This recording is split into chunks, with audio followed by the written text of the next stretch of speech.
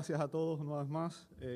El día de hoy, si Dios permite, vamos a concluir nuestra serie Las Grandes Doctrinas de la Biblia, ¿verdad? Hemos venido predicando esta serie ya por varias semanas y el día de hoy vamos a terminar con la última de las grandes doctrinas de la Biblia, que es la doctrina de la escatología. La doctrina de la escatología. Me gustaría que oráramos antes de pasar a la palabra. Usualmente leo un texto bíblico. El texto bíblico base de lo que voy a predicar hoy fue el que leímos en la lectura bíblica al principio, ¿verdad? De Apocalipsis capítulo 20, versos 1 al 6. Ese es el texto base. Por tanto, ya lo leí, así que voy a orar con ustedes un momento antes de exponer la palabra. Padre, gracias por Cristo, Señor. Permite que nuestra mirada esté puesta en Él, porque Él es el autor y el consumador de nuestra fe, Señor. Cuando nuestros ojos están en Cristo, nada ni nadie puede defraudarnos.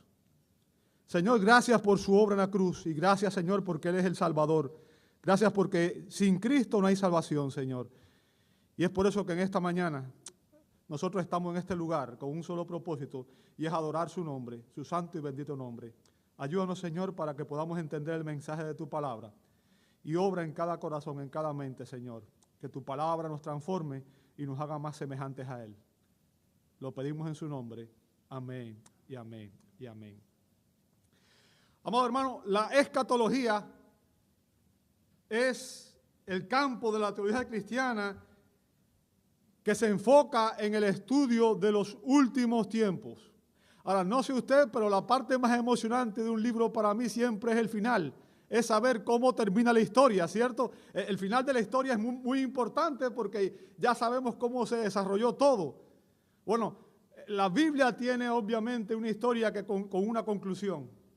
Y la escatología es precisamente eso, es conocer cómo termina la historia de la redención.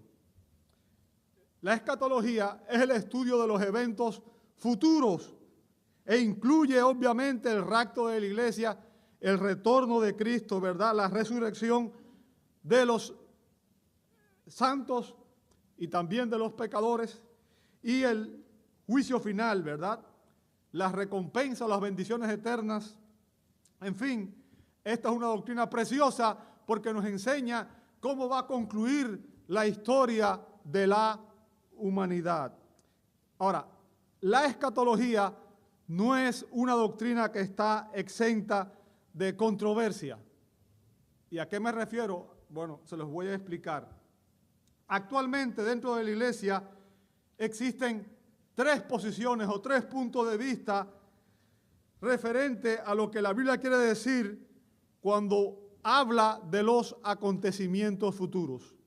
Hay tres posiciones referente a lo que ocurrirá en el futuro.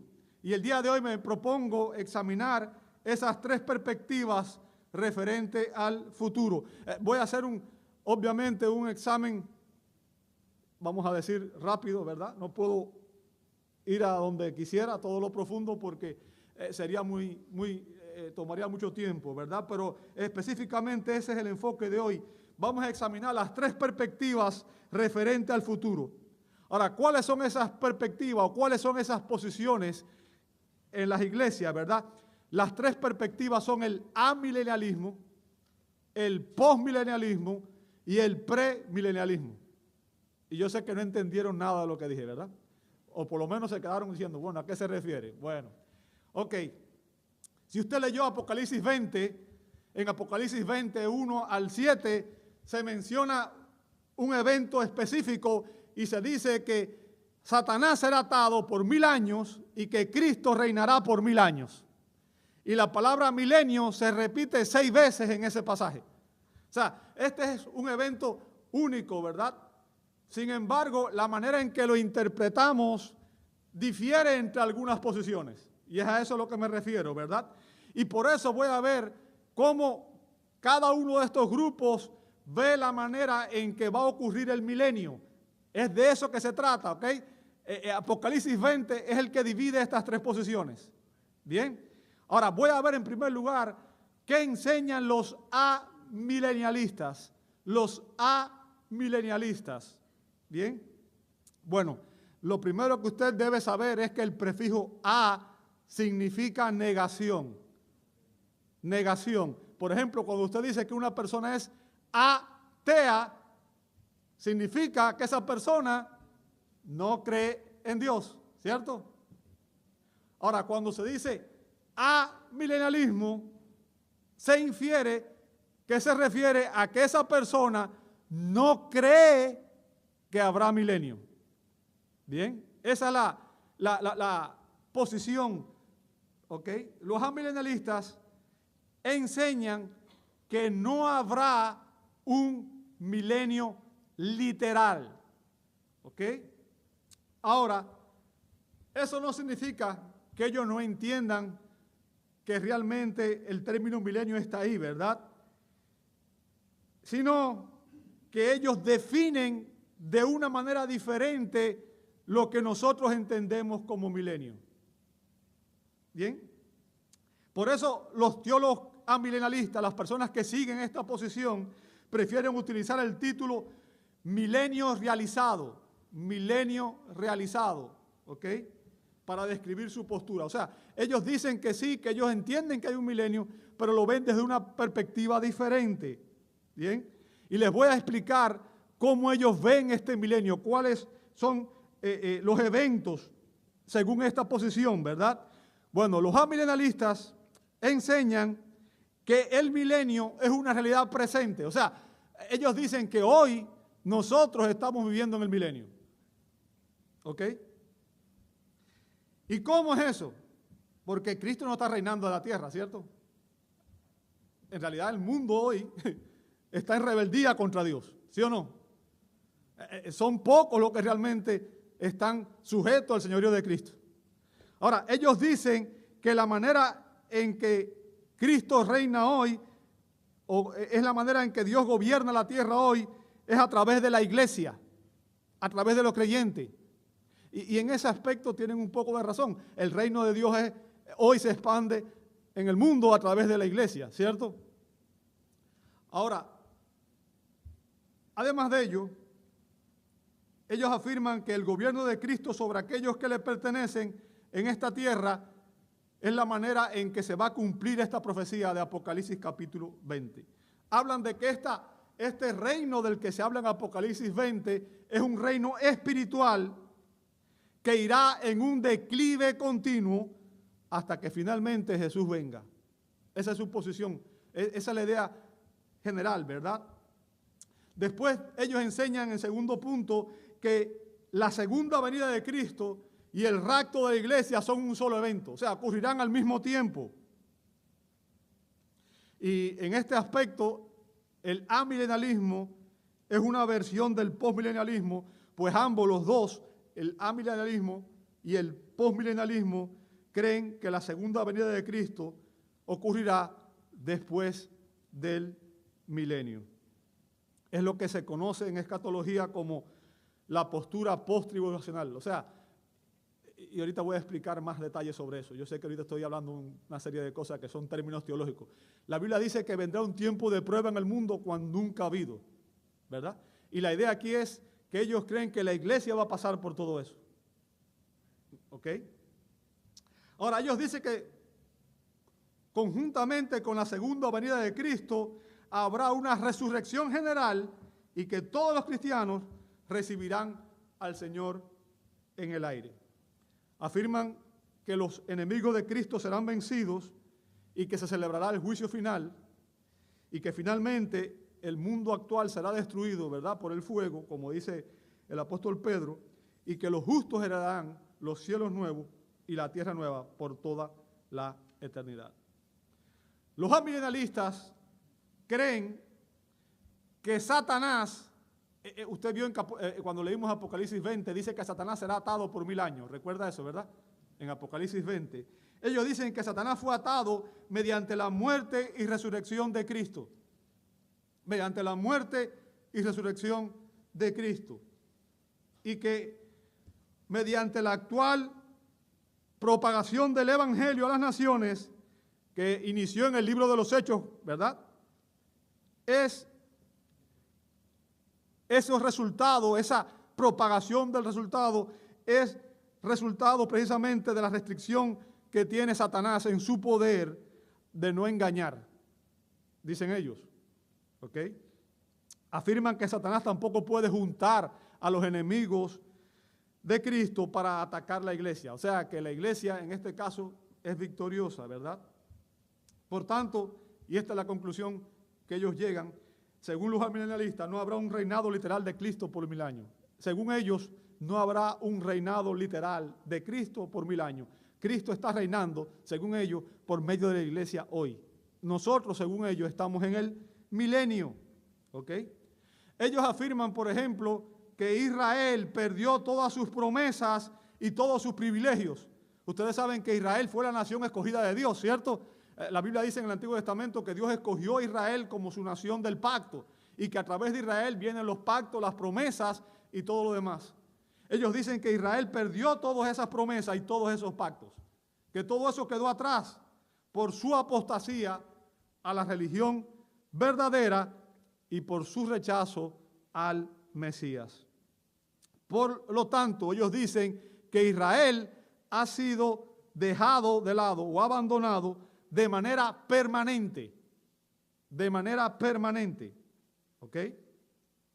O sea, ellos enseñan lo que se conoce en teología como la doctrina del supersesacionismo, que no es otra cosa que afirmar que la iglesia reemplazó a Israel de manera permanente.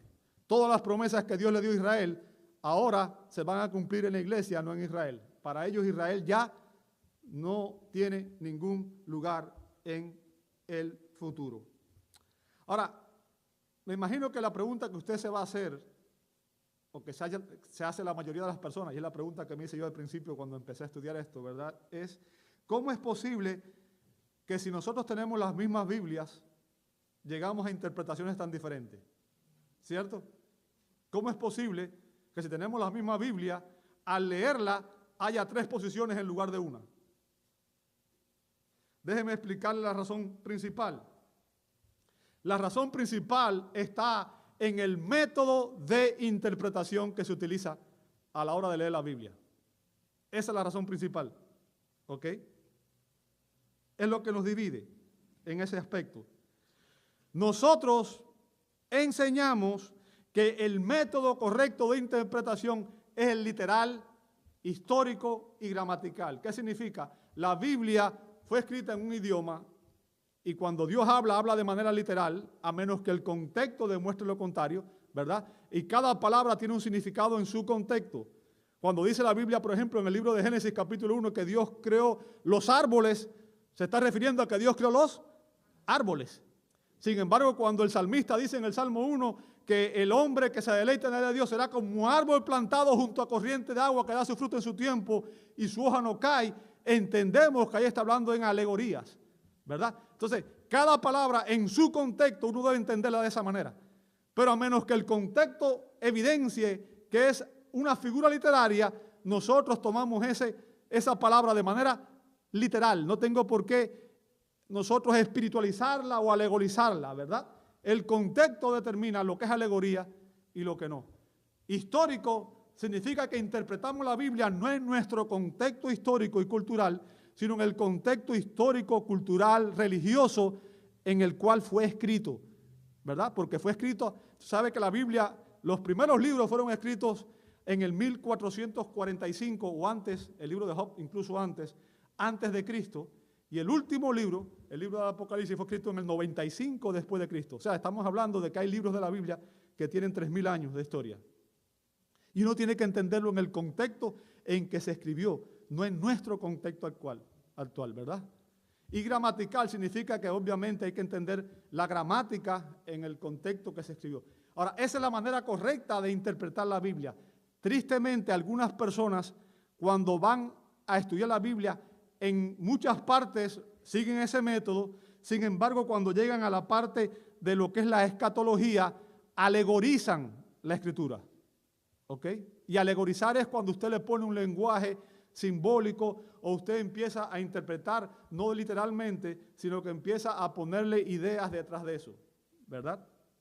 Los amilenalistas y los postmilenalistas emplean un método de interpretación alegórico en la parte que se refiere a la escatología. Y ellos espiritualizan o alegorizan estos pasajes. Déjeme decirle, Floyd Hamilton, que fue un amilenialista, reconoció, y voy a citar sus palabras, una interpretación literal de las profecías del Antiguo Testamento, dijo él, nos da precisamente un cuadro de un reino terrenal del Mesías como el de los premilenialistas. ¿Escuchó eso? O sea, este hombre que es un amilenialista reconoce que si uno lee la Biblia y la interpreta siguiendo el método literal, entonces la conclusión sería llegar a lo que creen los premilenialistas.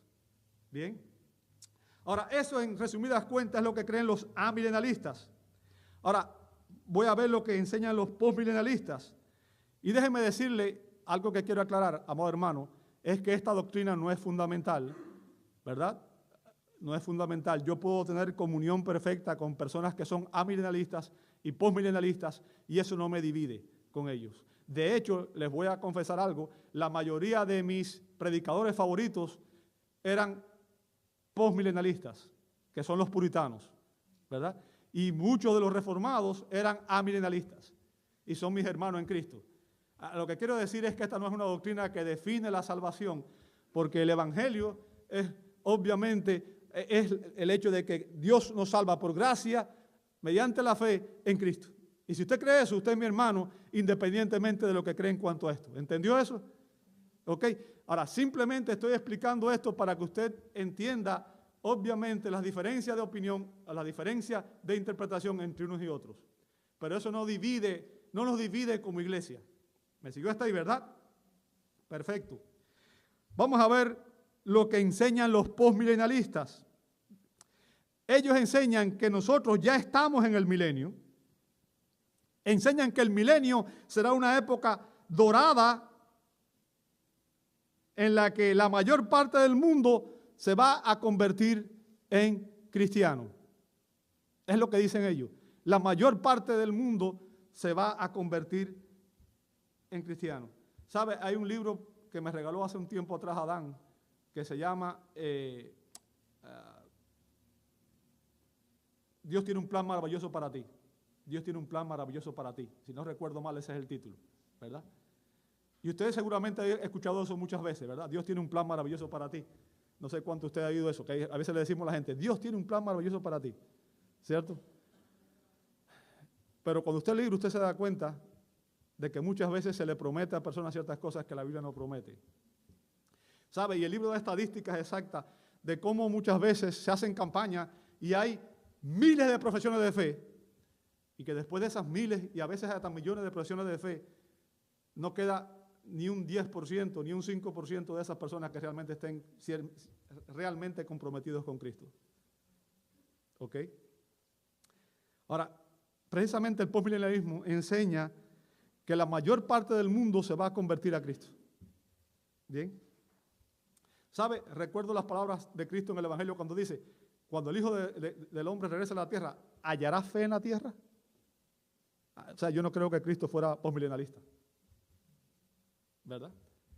No lo creo. El postmilenialismo sostiene que la segunda venida de Cristo ocurrirá después del milenio, o sea, después que ocurran los 1000 años. Y que el milenio, dicen ellos, será una época mesiánica en la que florecerá la iglesia y la ética cristiana. Fíjense, la iglesia va a florecer y la ética cristiana va a florecer. Ahora, yo quiero que usted entienda, la sociedad occidental floreció con el cristianismo. La sociedad más avanzada del mundo es la sociedad occidental, ¿verdad? La cultura occidental, ¿cierto? Y la cultura occidental floreció con el cristianismo. Sin embargo, la cultura occidental va a un declive continuo. No está floreciendo, está más bien en un declive continuo. Los valores se están perdiendo. Usted ve hoy que las naciones que antes eran cristianas están promoviendo lo que se conoce como el movimiento de los LGBT y el matrimonio gay y el cambio de sexo y el aborto. O sea, esa es la política hoy en la mayoría de las naciones que supuestamente tenían un trasfondo cristiano. ¿Ok? Ellos dicen que el milenio que es hoy será una era mesiánica en la que florecerá la iglesia y la ética cristiana. Yo creo que la ética cristiana, en vez de florecer, está en decadencia. Y cuando digo que la ética cristiana está en decadencia, no me refiero a que la ética cristiana pueda estar en decadencia en el sentido de que no sirve, sino en el sentido de que las personas realmente no tienen la ética cristiana, no vivimos la ética cristiana. ¿Por qué? Las estadísticas lo dicen claramente. Gente que dice ser cristiana se divorcia, miente, roba, adultera, fornica. Y eso demuestra que no están siguiendo la ética cristiana, porque todo eso que he dicho es pecado delante de Dios. ¿Ok? Ellos dicen que Cristo regresará, pero no para establecer su reino, sino después que su reino haya sido establecido. Ahora la pregunta es, ¿quién va a establecer el reino de Cristo? Bueno, ¿sabe lo que dicen los postmilenialistas? Que es la iglesia quien va a establecer el reino. La iglesia es quien va a establecer el reino. Según ellos, la iglesia tendrá una influencia cada vez mayor en el mundo y va a conquistar las naciones, a los líderes, las ideologías, la filosofía, las teorías, las religiones, y llevará todo eso cautivo a la obediencia a Cristo. ¿Ok? Por tanto, ellos dicen que en el mundo las cosas mejorarán cada vez más a medida que la iglesia se vuelva más poderosa y más influyente. Hay un postmilenialista llamado Greenty que explica que el postmilenialismo espera que eventualmente la vasta mayoría de los hombres vivientes sean salvos.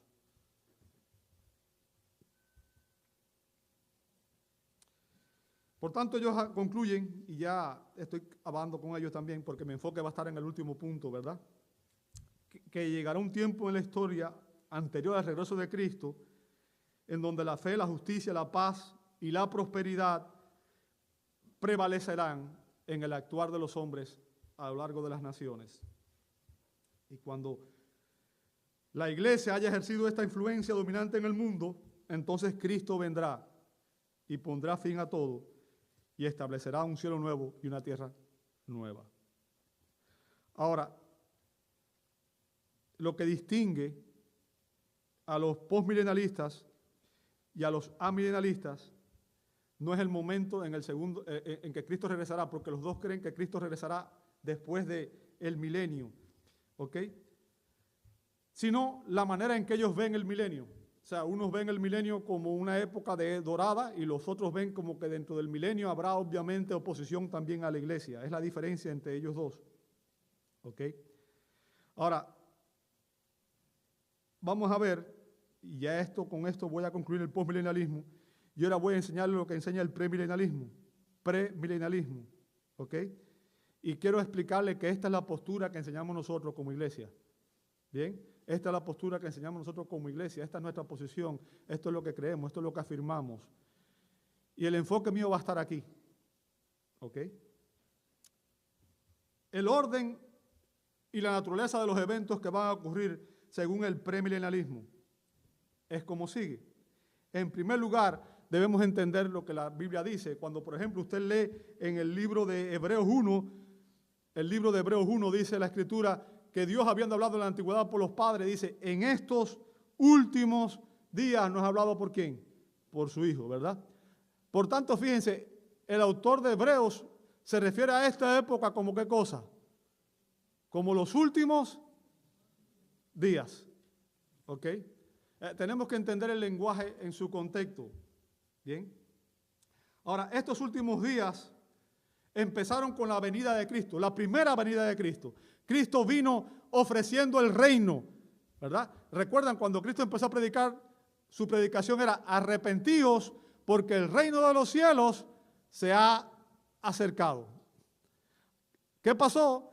Los judíos rechazaron al Mesías, lo crucificaron, ¿ok?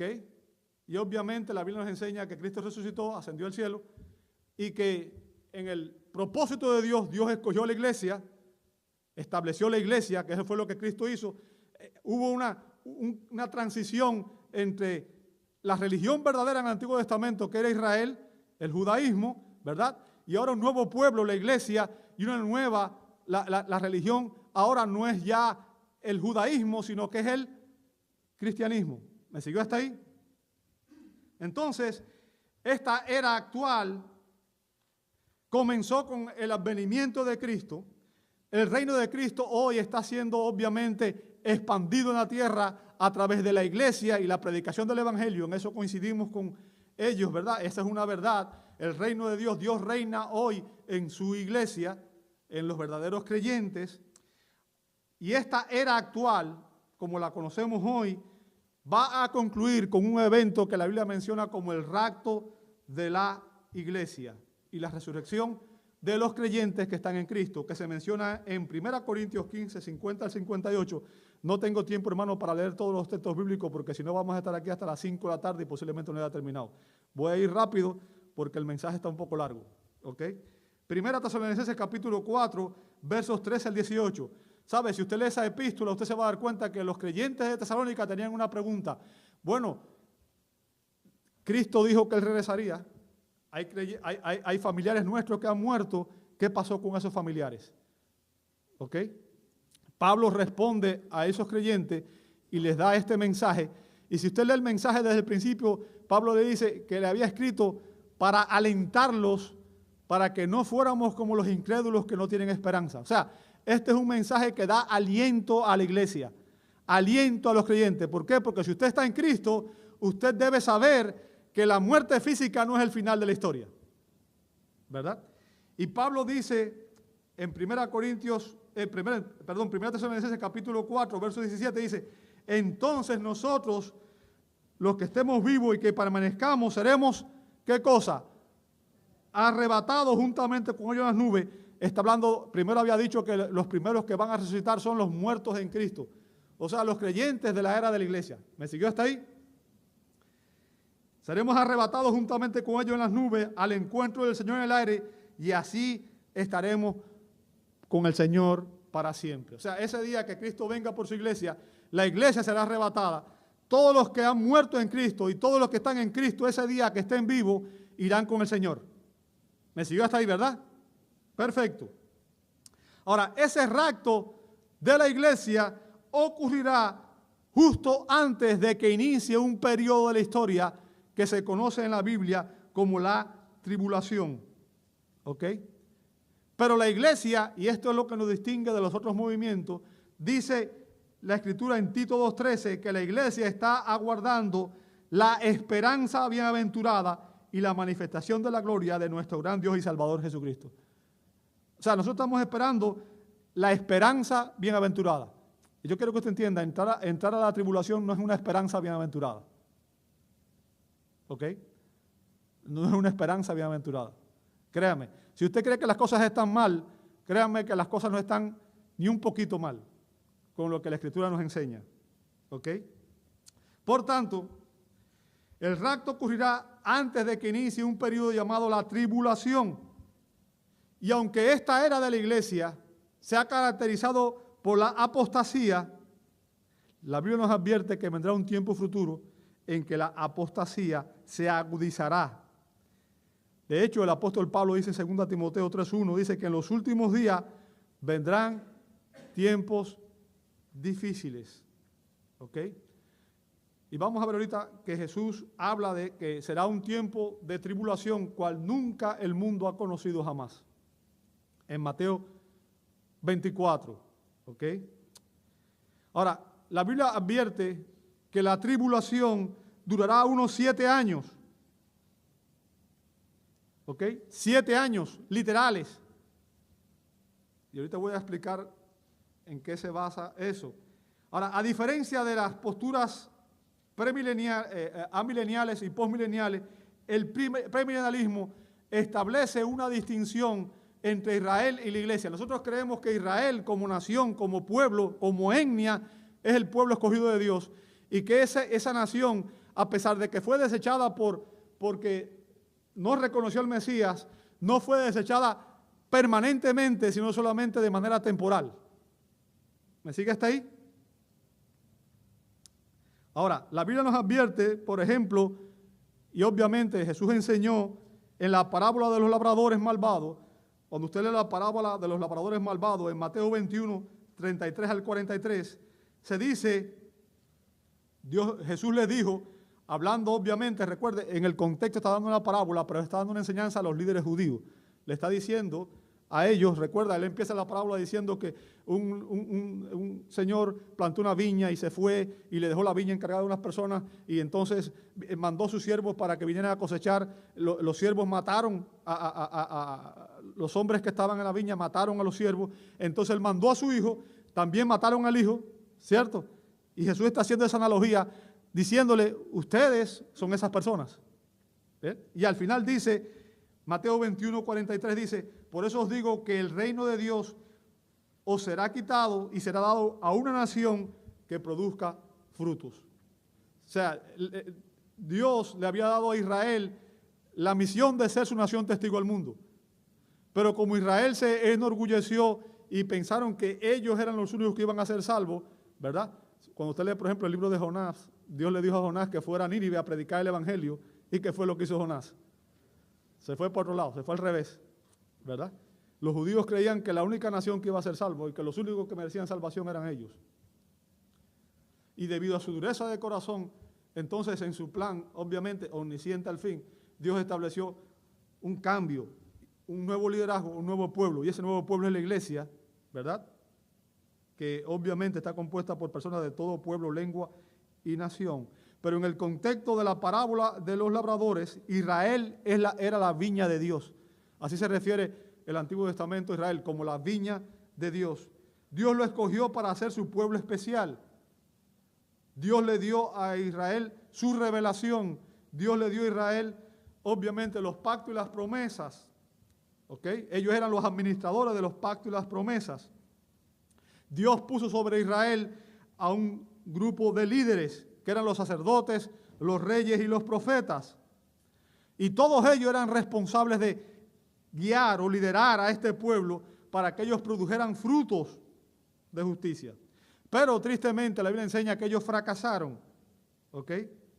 Y por tanto Dios le quita el reino. Dios formó a un nuevo pueblo con nuevos líderes. Y ese pueblo es obviamente la iglesia, ¿ok? Por tanto, tenemos que entender que lo que ocurrió con la venida de Cristo fue una transición entre el pueblo escogido de Dios que había en el Antiguo Testamento, que era Israel, y el nuevo pueblo que ahora es la iglesia. Y un nuevo liderazgo. Ya no habrá reyes, sacerdotes y profetas, sino que ahora habrá ancianos y pastores, liderando la iglesia, ¿verdad? La iglesia se extenderá a los confines de la tierra y estará compuesta por hombres de todo pueblo, lengua y nación. ¿Ok? Ahora, la pregunta que respondemos diferente, los premilenialistas y los amilenialistas y los postmilenialistas es, ¿fue ese reemplazo de Israel, el pueblo escogido de Dios, fue definitivo o fue simplemente temporal? Bueno, déjeme decirle, ni Cristo ni los apóstoles eran amileniales o postmileniales. Cristo y los apóstoles eran premileniales. ¿Cómo lo sé? Pablo dijo, si usted lee Romanos 10 y 11, se va a dar cuenta que Pablo enfoca toda su atención en el pueblo de Israel. ¿Verdad? Romanos 10 y 11. Y Pablo dice en Romanos 11,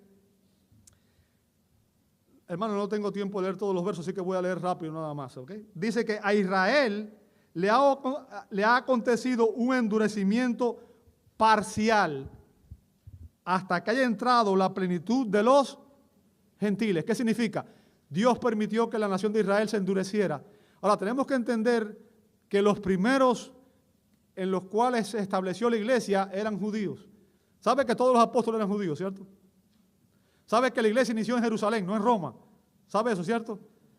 Y que los primeros conversos, en su mayoría, eran judíos. ¿Entiende eso?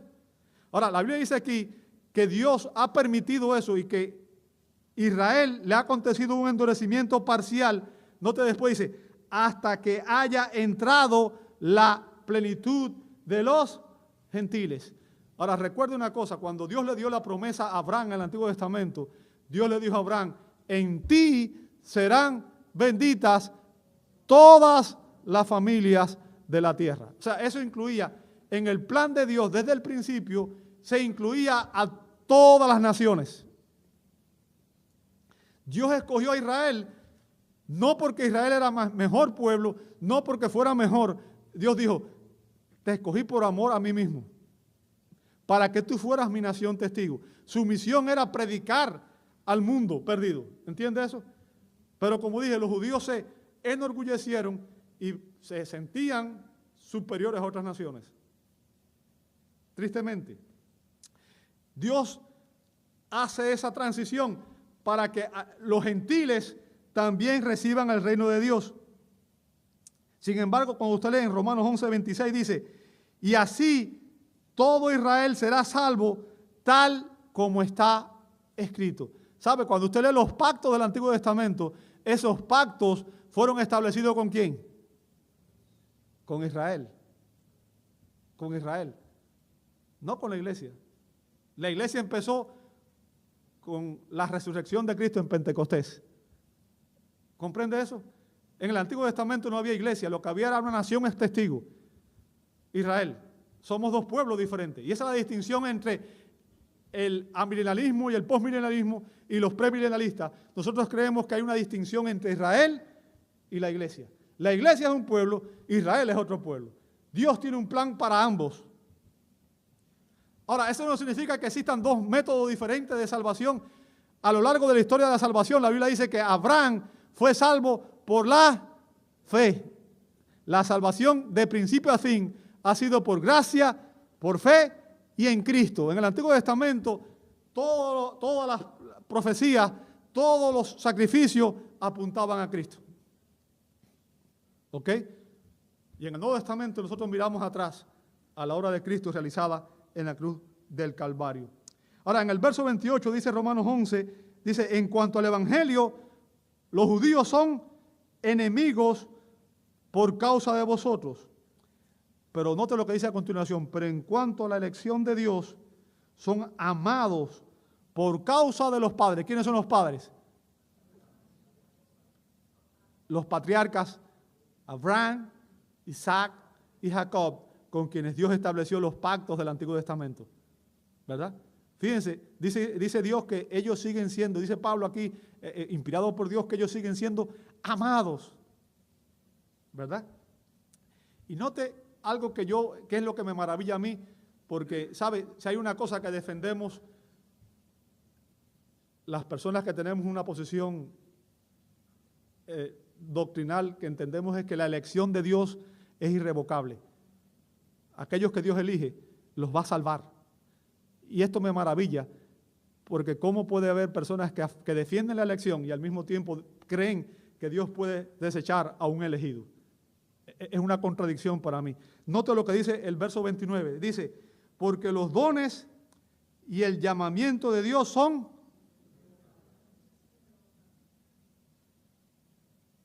¿Entiende lo que dice ahí? Dios nunca desecha a una persona elegida. Por tanto, Dios no desecha a su pueblo Israel. Bien. La Biblia nos advierte que una generación futura en Israel responderá con fe salvadora al retorno del Mesías. Pero el retorno del Mesías no será el arrebatamiento. El arrebatamiento será un acto en que obviamente Cristo vendrá, llevará a su iglesia y, como dije aquí, iniciará un periodo que se conoce como el periodo de la tribulación. Y en ese periodo de la tribulación es cuando Dios va a nuevamente poner sus ojos sobre Israel, sobre los judíos. ¿Ok? Ahora, yo quiero que usted entienda que aunque actualmente existe la apostasía, la Biblia nos advierte que en el futuro la apostasía se incrementará y llegará a su clímax. Y esa apostasía será la que lleve al reinado del hombre de pecado, como lo llama la Escritura en 2 Tesalonicenses 2:3, que es el anticristo, ¿verdad? Dice Pablo en 2 Tesalonicenses 2:3 que nadie os engañe en ninguna manera, porque no vendrá, y está hablando de la venida de Cristo, ¿verdad? No vendrá, sino que primero venga la apostasía y sea revelado el hombre de pecado, el hijo de perdición. ¿Qué está diciendo Pablo? Bueno, Cristo no va a venir por segunda vez a la tierra hasta que primero no ocurra la apostasía y venga el anticristo. ¿Me siguió hasta ahí?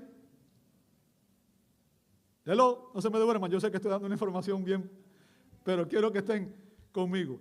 Ahora, el anticristo va a ser un líder que va a regir las naciones, todas las naciones. ¿Ok? Ahora, quizás usted no se dé cuenta de esto, pero sabe que existe un grupo de personas influyentes en el mundo que están tratando de establecer un reino unido para que exista una sola moneda, un solo gobierno, y todo el mundo vaya en esa dirección. ¿Sabe eso, verdad? Ahora, la gente ve esto y a mí me maravilla cómo la Biblia advierte de las cosas y la gente está tan ciega que no se da cuenta de que lo que están haciendo es cumpliendo el plan de Dios. Ellos lo están haciendo en rebeldía hacia Dios, porque yo quiero que te entienda, Dios, hay tantas cosas que explicar. Ok, si usted se da cuenta, Dios le dijo al hombre, multiplíquense, sean fecundos y extiéndanse, llenen la tierra, ¿verdad? La idea de un solo gobierno, la idea de que los hombres estuvieran juntos es satánica. ¿Cómo yo lo sé? ¿Sabe por qué? Porque usted lee en el libro de Génesis, la Torre de Babel, ¿recuerda? Ese fue lo que dijeron. Vamos a hacer un reino, nos vamos a quedar aquí y nosotros vamos a hacer las cosas como nos da la gana. Y Dios dividió las lenguas y esparció los hombres a todo el mundo. ¿Se da cuenta? Por tanto, esos líderes lo que están haciendo hoy es cumpliendo el plan de Dios y preparando el camino para que venga el anticristo. Wow. ¿Ok? El día del Señor, el regreso de Cristo a la tierra, no va a ocurrir hasta que ocurra un evento que es clara y específicamente identificable. ¿Cuál es ese evento? El anticristo va a tomar autoridad sobre los reinos del mundo. ¿Ok? Pablo lo llama aquí el hombre de pecado en 2 Tesalonicenses 2:3. Juan lo llama la bestia en Apocalipsis 13, capítulo 13, versos 2 al 10, y en el capítulo 13, verso 18. Y como dije, nosotros lo conocemos mayoritariamente como el anticristo, ¿verdad? Ahora, el anticristo será un líder que va a surgir dentro de una coalición de naciones en Europa. Y después del arrebatamiento de la iglesia, como expliqué, la tribulación tendrá 7 años. Los primeros 3 años y medio no serán tan malos, ¿ok? En esos primeros 3 años y medio va a surgir una religión ecuménica. ¿Sabe lo que significa ecumenismo, verdad? Es cuando se reúnen gente de todas las religiones. Y usted se ha dado cuenta que eso ha venido, por ejemplo, este último papa que ha habido ha sido muy ecuménico y se ha hecho alianzas con personas de todas las religiones, ¿verdad? Ahora, en el último tiempo la Biblia advierte también que habrá una religión ecuménica, ¿bien? Una religión que dominará el mundo, Ese sistema religioso apóstata se describe en Apocalipsis 17, ¿verdad? Y es llamado Misterio Babilonia. Misterio Babilonia. ¿Sabe? En Babilonia empezó obviamente la rebelión de los hombres contra Dios. Será un sistema mundial, dice Apocalipsis 17:15. Será infiel a la verdad del Señor. La Biblia describe a esta religión como una ramera. En Apocalipsis 17, versos 1, 5, 15 y 16. O sea, es una religión falsa, ¿bien? Aunque exteriormente será preciosa, habrá mucha pompa, ¿verdad? Usted ve la iglesia católica, por ejemplo, y usted ve que tiene mucha pompa, usted ve cuando ofician, el Papa está oficiando algunas veces, y usted ve aquello bien bonito, todo dorado, mucha pompa por fuera, pero por dentro está muerto, ¿ok? Está corrompido, el sistema es un sistema corrupto, ¿ok? Y así será este tiempo de religión falsa. Ahora, en ese tiempo se levantará un líder mundial llamado el anticristo que entrará en el templo judío y obviamente antes de eso va a ocurrir un pacto un pacto entre los líderes de las naciones que va a hacer que Israel tome control nuevamente. Ahorita voy a mencionar el texto específicamente donde se dice eso, ¿verdad? Pero el anticristo al principio va a hacer un pacto para que Israel pueda volver y esté salvo. Usted ve hoy que Israel está siendo atacado por 7 frentes diferentes. ¿Lo está viendo o no? ¿Sabe? Tiene enemigos alrededor. Es increíble tantos millones de árabes tratando de destruir una sola nación que es así de insignificante. Cuando usted compara el territorio de Israel con el territorio de los árabes y la cantidad de judíos que hay con la cantidad de árabes que hay, usted dice, ¿cómo es posible? Ahora, yo quiero que usted entienda, estas son las cosas que me maravillan, ¿verdad? Cuando usted lee la historia, usted se da cuenta que esa enemistad vino, ese conflicto viene de Génesis. Cuando Dios le había dado una promesa a Abraham de que le daría un hijo, que a través de él vendría la simiente, la bendición, vendría el Mesías, ¿verdad? Ese hijo fue Isaac. Pero Abraham no confió en Dios y entonces tuvo una hija con la sierva de Sara y nació Ismael. Y de Ismael vienen los árabes y de Isaac vienen los judíos. Y desde ahí viene la historia. Ahora, yo quiero que usted vea, cuando usted lee la historia, usted se da cuenta y usted mira hacia atrás, mire, a los judíos lo han querido matar los egipcios, los babilonios, los medos, los persas, los romanos, los alemanes. Hoy no existe ni un cananita, ni un jefeíta, ni un no sé, pero hoy existe Israel como nación. ¿Por qué? Porque Dios es fiel a sus promesas. Israel es su pueblo escogido. Y aunque hoy Israel está, yo quiero que usted entienda, el Israel nacional hoy está en rebelión contra Dios. ¿Por qué? Porque rechazaron al Mesías. Pero Dios tiene un plan futuro con Israel. Y no importa quiénes se opongan.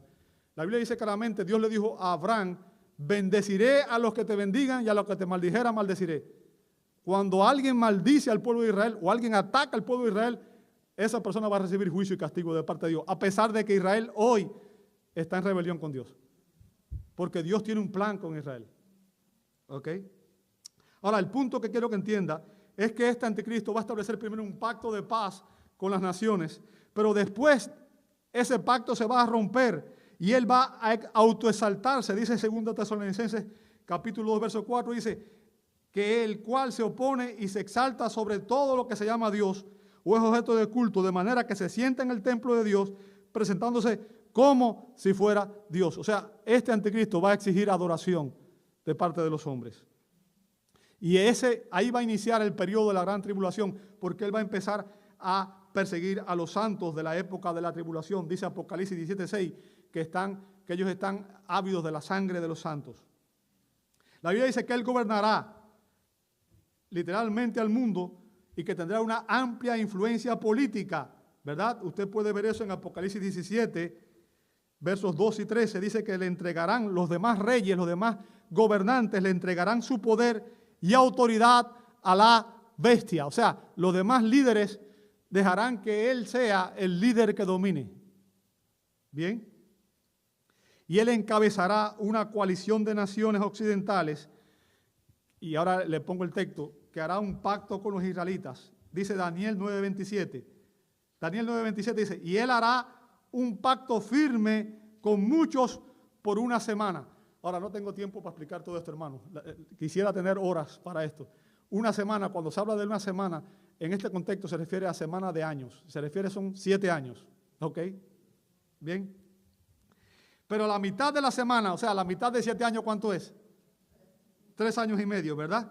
Dice, pondrá fin al sacrificio y la ofrenda de cereal. ¿A qué se refiere? En los primeros 3 años hará un pacto, Israel podrá reedificar el templo, empezará la adoración nuevamente, parecerá que todo está bien, dirán paz sobre el mundo aparentemente tendrá paz, pero a mitad de la semana, él dirá, ¿sabes qué? Se acabó la paz, ahora hay que adorarme a mí, yo soy Dios.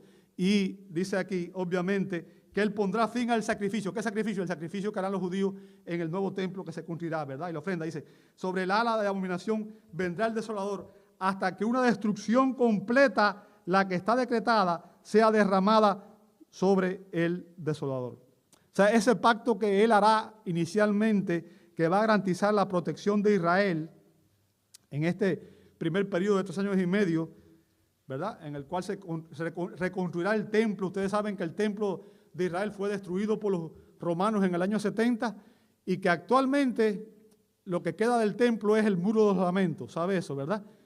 Pero también sabe que ahí los musulmanes, los árabes, conquistaron esa nación y se construyó la mezquita de Omar, ¿verdad? Que es un lugar principal, lugar de adoración de los musulmanes, ¿ok? Sin embargo, la Biblia dice que en ese periodo de tiempo los judíos lograrán reconstruir el templo, van a restaurar la adoración y que en esos primeros 3 años ellos van a poder adorar, pero al final de esos 3 primeros años y medio, entonces el pacto se va a romper y el anticristo exigirá ser adorado en el templo de Dios y eso dará inicio a lo que Cristo declaró que sería la gran tribulación. Se iniciarán los juicios divinos descritos en Apocalipsis 6 al 19, ¿verdad? Hay una serie de juicios en Apocalipsis 6 al 19. Y al describir este periodo de tribulación, Jesús dijo en Mateo 24, 21, recuerde, Jesús estaba diciendo en Mateo 24, Él está hablando de su regreso a la tierra. Esa fue la pregunta que le hicieron, ¿cuándo regresarás a la tierra? ¿Cierto? Ahora, note lo que dice Jesús.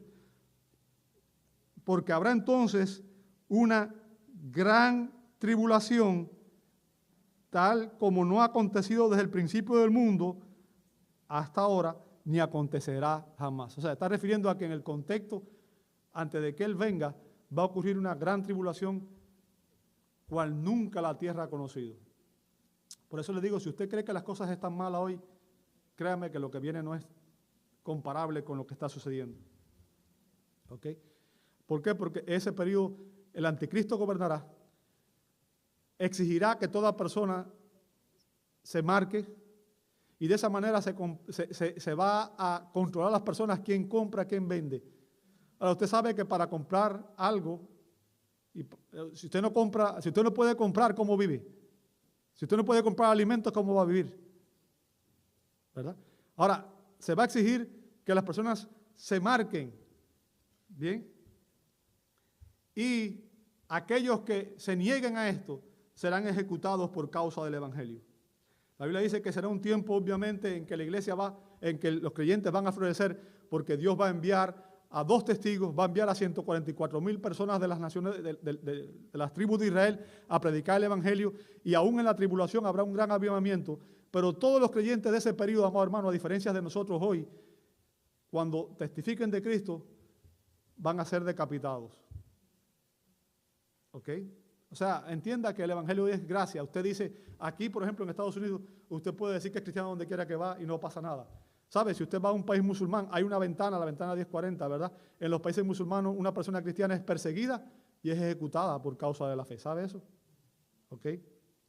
Ahora, al final de la tribulación va a ocurrir una batalla tremenda que se va a llamar la batalla de Armagedón. Y esa es la batalla que promueven los testigos de Jehová. ¿Lo oído, verdad? Armagedón, como que es la última, la batalla final. Déjenme decirles, esta ni siquiera es la última batalla. Pero la batalla de Armagedón va a ser una batalla terrible. ¿Por qué? Porque se van a unir una coalición de naciones contra Israel. ¿Ok? Y usted puede ver, por ejemplo, en Apocalipsis 19, 11 al 16. Voy a leer nada más que el 14 al 16. ¿Ok? Como digo, no tengo tiempo para leer todos los textos bíblicos. Ay, Dios mío. Ya estoy terminando, no se preocupen. Dice, pues son espíritus de demonios que hacen señales, los cuales van a ser reyes de todo el mundo. O sea, va a haber una invasión demoníaca que va a tomar control sobre las personas y especialmente sobre los líderes, para reunir a los líderes para la batalla del gran día del Dios Todopoderoso. Y aquí vengo como ladrón. Bienaventurado el que vela y guarda las ropas, no sea que ande desnudo y vea su vergüenza. Verso 16, y los reunieron en el lugar que en hebreo se llama Armagedón. O sea, ahí en ese lugar va a ocurrir una batalla entre esa coalición de líderes mundiales contra Israel. Y Dios va a atraer providencialmente a estos reyes y a sus ejércitos para destruirlos en la batalla. ¿Sabe? La descripción que Dios da es terrorífica. Terrorífica. Porque la manera en que lo describe es que va a haber una matanza, Dios va a aniquilar a todos sus enemigos. ¿Ok? ¿Sabe? Cuando uno estudia historia se da cuenta que la Primera y la Segunda Guerra Mundial fueron terribles. Hubieron millones de muertos. Créame, esto va a ser mucho peor que eso. Mucho peor que eso. ¿Ok? Ese día Dios vendrá en juicio. Cristo vendrá no como siervo sufriente a buscar y a salvar lo que se había perdido. Cristo vendrá como Rey de Reyes y Señor de Señores a imponer su reino sobre todo pueblo, lengua y nación. Vendrá a imponer su reino con autoridad. ¿Ok? Y todos aquellos que sean sus enemigos serán destruidos. Cristo reinará en Jerusalén por 1000 años, como dice Apocalipsis 20, 1 al 7. Él instaurará un gobierno teocrático. ¿Qué significa? Él va a controlar todo. Bien.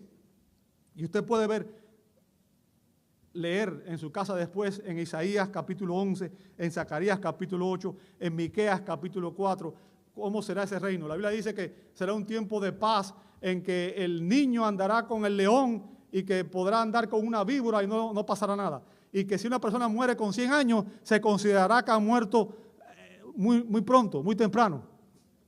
¿Ok? Y obviamente sabemos que no se refiere al estado eterno, porque en el estado eterno no va a haber muerte. ¿Ve la diferencia? Se refiere a este periodo, obviamente, del reino milenial. Y en ese periodo se van a cumplir todas las promesas que Dios le dio a Abraham, donde Dios le prometió a Abraham que le daría una tierra que iría desde el río Éufrates hasta el río de Egipto, ¿verdad? Génesis 15 y 18. Se va a cumplir el pacto que Dios hizo con David en 2 de Samuel 7, 12 al 16. Dios le dijo a David que de sus descendientes vendría un rey que reinaría eternamente. 2 de Samuel 7, 12 al 16. Y ahora, en la providencia de Dios, Dios determinó que después de esos 1000 años en los cuales Satanás estará literalmente atado, no podrá engañar a las naciones, como usted ve en Apocalipsis 20, ¿verdad? Al final del milenio, la Biblia dice que Dios permitirá que Satanás sea desatado nuevamente y que saldrá a engañar a aquellas personas que entraron al reino milenial sin haber sido regenerados, sin haber sido obviamente glorificados, ¿verdad? Y que ellos se rebelarán, una parte de ellos se rebelarán contra Cristo, y va a ocurrir lo que usted puede ver en Apocalipsis 20, 7 al 10, la batalla final, que será la batalla de Gog y Magog, ¿ok? Y esa, obviamente, rebelión será suprimida con fuego del cielo, y tanto después de eso, Satanás como los rebeldes, como los demonios, serán enviados al lago de fuego, ¿ok? Todas las naciones serán reunidas para el juicio final y ahí se inaugurará el lago de fuego. Usted puede ver eso en Apocalipsis 20, 11 al 15, ¿verdad? Dice que ahí Satanás, la muerte, los demonios, el anticristo, el falso profeta y todos los incrédulos serán echados al lago de fuego de azufre que arde por la eternidad. Y que finalmente Dios creará cielos nuevos y tierra nueva, como usted ve en Apocalipsis 21 y 22. ¿Ok? Hermano, yo sé que fue demasiado, ya con esto voy a terminar, así que nada más quería que supieran, que tuvieran una idea general de lo que esto trae, ¿verdad? Y el punto que quiero que entiendan es que, contrario a lo que enseñan los amilenalistas y los postmilenalistas, el premilenialismo histórico no surgió con John Darby, que es lo que acusan ellos, que dicen que surgió con John Darby, que es reciente, ¿verdad? Si usted lee, el historiador eclesiástico Philip Schaff dijo que el punto, y estoy citando su palabra, el punto que más destaca en la escatología en la época prenicena, o sea, preniceno se refiere antes del concilio niceno, se está refiriendo a los primeros 300 y pico de años de la iglesia, ¿verdad? Dice que el punto que más destaca en la escatología de la época prenicena, es decir, la creencia en un reino visible de Cristo en gloria sobre la tierra. Por tanto, esa era la visión que tenían los padres de la iglesia primitiva, ¿verdad? El premilenialismo, no el amilenalismo, no el postmilenalismo, ¿verdad? Y que habría también una reinado literalmente de 1000 años con los santos resucitados antes de la resurrección y el juicio final. A lo largo de la historia, el premilenialismo ha tenido proponentes dentro de los padres de la Iglesia. Por ejemplo, Papias, que vivió entre los años 60 al 135, enseñaba el premilenialismo. Justino Mártir, que vivió en los años 100 al 165 después de Cristo, enseñaba el premilenialismo. Ireneo, del 140 al 203 después de Cristo, enseñaba el premilenialismo. ¿Ok? Ahora, el punto que quiero que entienda es que esta es la visión que nosotros tenemos, que pensamos que es la bíblica. Pero vuelvo a enfatizar, a pesar de que tenemos diferentes opciones, eso no nos puede dividir, ¿verdad? Debemos orar para que el Señor nos ayude a ser fieles a Él y entendamos que tenemos una bendición tremenda, y es que estamos en una época en la cual usted y yo hemos sido bendecidos al entender el hecho de que Dios en Cristo se humanó para rescatarnos del pecado, y que toda persona que está en Cristo va a estar con Él por la eternidad, sea amilenialista, sea premilenialista o sea postmilenialista. ¿Ok? Pero lo importante es que usted esté en Cristo. Me gustaría orar por un momento antes de compartir con ustedes la cena del Señor. Padre, sabemos que la historia está escrita y que el futuro será glorioso, porque nosotros estaremos contigo por la eternidad. Y tu palabra nos dice que ni la muerte, ni la vida, ni ángeles, ni principados, ni potestades, ni lo alto, ni lo profundo, ni ninguna cosa creada nos podrá separar del amor de Dios que es en Cristo Jesús. Señor, nuestros ojos están puestos en ti, en Cristo, el autor y consumador de la fe. Y damos gracias, Señor, porque sabemos que a pesar de que el mundo pasará por pruebas y tribulaciones tremendas, la victoria es segura, porque Cristo es victorioso. Cristo es Rey de Reyes y Señor de Señores. Y toda la rebelión que existe hoy será vencida por Él. Y sabemos que ni el diablo, ni sus huestes, ni los hombres de este mundo en rebeldía contra ti, Señor, podrán impedir que tus planes y tus propósitos se cumplan, Señor. Padre, ayúdanos como iglesia a entender que nuestro mayor privilegio, nuestra mayor responsabilidad es vivir de una manera que te traiga gloria, Señor, el día de hoy. Ayúdanos a entender, Señor, que Cristo es el Salvador, que Él vino a buscar y a salvar lo que se había perdido. Pero también que Cristo es soberano y que todos aquellos que se rebelan contra Él, algún día pagarán con sus vidas. Señor, ayúdanos a examinar nuestro caminar. Ayúdanos a examinar si realmente estamos en Cristo, si Cristo está en nosotros. Y si no, Señor, ayúdanos a arrepentirnos de nuestros pecados. Tráenos convicción de pecado, justicia y juicio para que podamos arrepentirnos, podamos confesar nuestro pecado y podamos recibir a Cristo por la fe. Señor, si hay alguna persona que aún no te conoce, que hoy sea el día de su salvación. Que entienda que el futuro está escrito y que este mundo irá de mal en peor.